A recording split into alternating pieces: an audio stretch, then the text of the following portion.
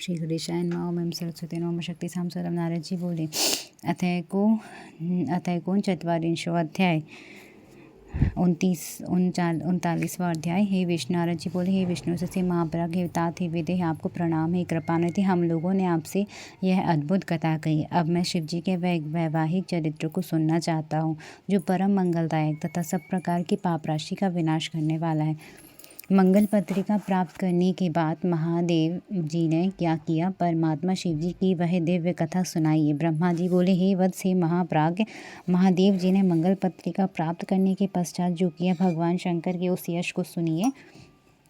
विभु शिव जी प्रसन्नता पूर्वक मंगल पत्रिका को ग्रहण कर जोर से हंसे और उन्होंने प्रसन्नचित होकर उन लग्न पत्रिका का लाने वालों का बड़ा स्वागत सम्मान किया। उन्होंने उस लगन पत्रिका को सम्यक पढ़कर विधि विधान से स्वीकार किया तथा उन लोगों को आदर से बहुत सम्मानित कर विदा कर दिया। उन्होंने सप्तऋषियों से कहा कि आप लोगों ने यह परम कल्याणकारी कार्य ठीक से संपन्न किया। अब मैंने विवाह स्वीकार कर लिया है, अतः मेरे विवाह में आप लोग अवश्य आइएगा।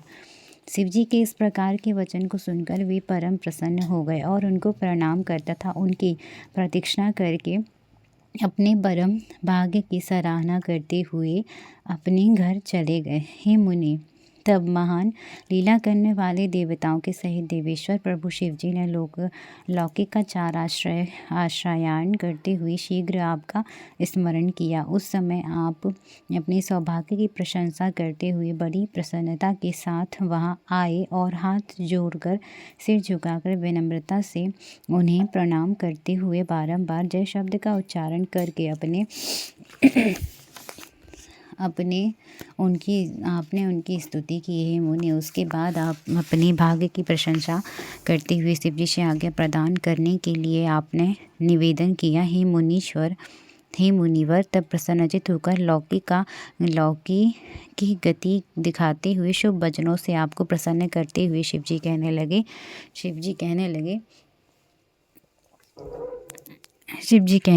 शिव जी बोले हे मुनि श्रेष्ठ, जो मैं कहता हूँ उसे प्रेम पूर्वक सुनिए। आप मेरे परम प्रिय तथा भक्तराज शिरोमणि हैं, इसीलिए आपसे कहता हूँ। आपकी आज्ञा से पार्वती ने जिस प्रकार की महान तपस्या की है, उससे संतुष्ट होकर मैंने उसे पति बनने के लिए वरदान दे दिया है। मैं उसकी भक्ति के वशीभूत होकर अब विवाह करना चाहता हूँ। सप्तऋषियों ने सारा कार्य संपन्न कर दिया है और विवाह का लग्न भी निश्चित कर दिया है। हे नारद, वह विवाह आज के 7वें दिन होगा। मैं लोक रीति का आश्रय लेकर वैवाहिक महोत्सव करूँगा। ब्रह्मा जी बोले हे तात, इस प्रकार परमात्मा शंकर का वचन सुनकर आप परम प्रसन्न हो उन प्रभु को प्रणाम करके यह वचन कहने लगे। नारद जी बोले आपका यह व्रत है कि आप भक्तों के अधीन रहते हैं, ऐसा सभी का मत भी है, इसीलिए आपने यह उचित ही किया है, क्योंकि पार्वती यही चाहती भी थी कि विभो अब मेरे योग्य जो कोई कार्य हो आप मुझे बताइए। आपको प्रणाम है, आप मुझे अपना सेवक मानकर कृपा कीजिए।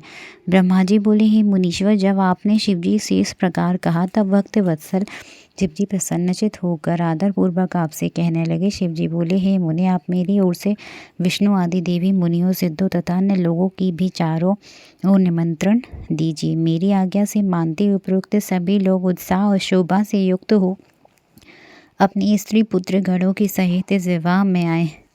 हे मुनि, जो इस विवाह उत्सव में सम्मिलित नहीं होंगे उन्हें मैं अपना नहीं मानूंगा, चाहे वे देवता ही क्यों ना हो। ब्रह्मा जी बोले हे मुनि, ईश्वर की इस आज्ञा को स्वीकार करके शिव प्रिय आपने शीघ्रता से उनके यहाँ जाकर सबको निमंत्रण दे दिया। हे नारद, इस प्रकार शिव जी के दूत का कार्य शीघ्रता से संपन्न कर शिव जी के पास आकर आप मुनीश्वर उनकी आज्ञा से वहाँ बैठ गए। शिव जी भी उन लोगों के आगमन की प्रतीक्षा करने लगे। उनके घर सभी जगह नृत्य गान पूर्वक उत्सव करने लगे। इसी समय अत्यंत सुंदर वेशभूषा से सुसज्जित होकर भगवान विष्णु अपने परिकरों के साथ कैलाश आए। वे अपनी भार्या तथा पार्षदों के साथ भक्ति पूर्वक प्रणाम कर उनकी आज्ञा प्राप्त करके प्रसन्नचित हो बैठ गए। उसके बाद मैं भी अपने गणों के साथ प्रसन्नता पूर्वक कैलाश पर्वत पर गया। प्रभु को प्रणाम करके अपने गणों सहित आनंदित हो बैठ गया। इंद्र आदि लोकपाल भी अपनी पत्नियों तथा सेवकों के सहित नाना प्रकार के अलंकारों से अलंकृत हो उत्सव मनाते हुए वहां आए। इसी प्रकार निमंत्रित मुनि, नाग, सिद्ध तथा उपदेश एवं अन्य दूसरे लोग भी वहां आए। उस समय महेश्वर ने वहां आए उन सभी देवता आदि का प्रसन्नता से पृथक पृथक सत्कार किया। उस समय कैलाश पर देव स्त्रियों ने यथा योग नृत्य आदि करना प्रारंभ कर दिया तथा वहाँ अद्भुत एवं महान उत्सव होने लगे। हे मुनि, इस समय जो विष्णु आदि देवगण शिव के यहाँ आए हुए थे वे सब शिव की वरयात्रा की तैयारी कराने के लिए प्रसन्नता से निवास करने लगे।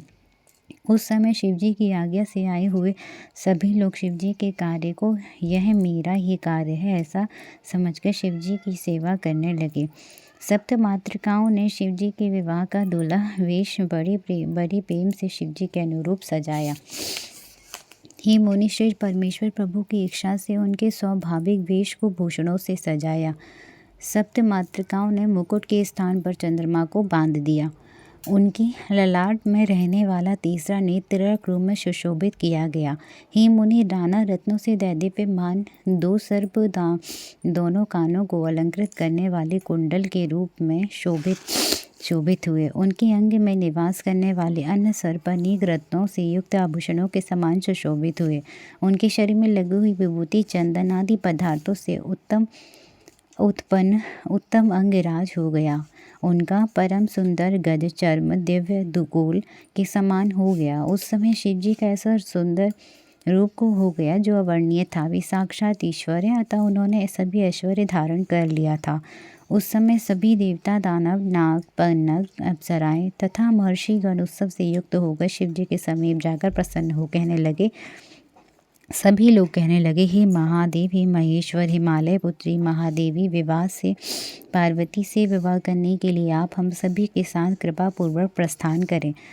तदुपरांत शिव तत्व को जानने के कारण प्रसन्न चित्त वाले विष्णु ने भक्तिपूर्वक शिवजी को प्रणाम कर उस